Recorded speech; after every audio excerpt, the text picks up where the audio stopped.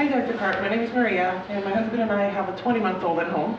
And we want to know, is there something that we can do to prepare him for having a baby? So it's a really good question. How do you handle the older sibling? You know, especially if they're a toddler. You know, a 7, 8-year-old, they want to be a little mommy or a little daddy. They kind of get it. But the little ones really feel competitive.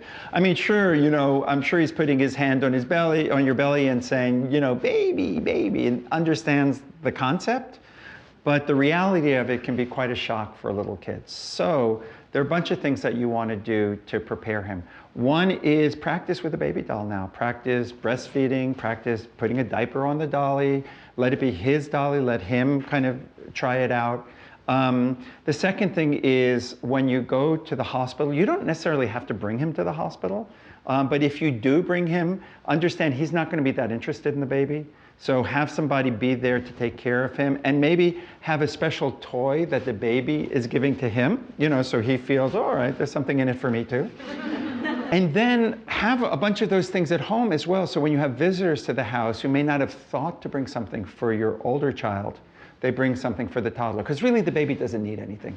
But the older child's going to see the baby getting all the presents, and that's not very fun. One last thing is a technique. I love this technique. It's called gossiping, which is a happiest toddler technique. And so what you do is you whisper and let your child overhear you, but whisper praise, things that you like that your child is doing. So like, oh, Luca picked up his toys all by himself. And Luca's listening in and feeling good about himself, you know, yes, I did, you know, or even give him a little check on the hand. And then, you know, it's like a little tattoo or a star, and he can, during the day, oh, look, Luca, you have a check on your hand. What was that? Oh, that was when you picked up all your toys. So that way you reinforce the whole, you know, pride that you have in him.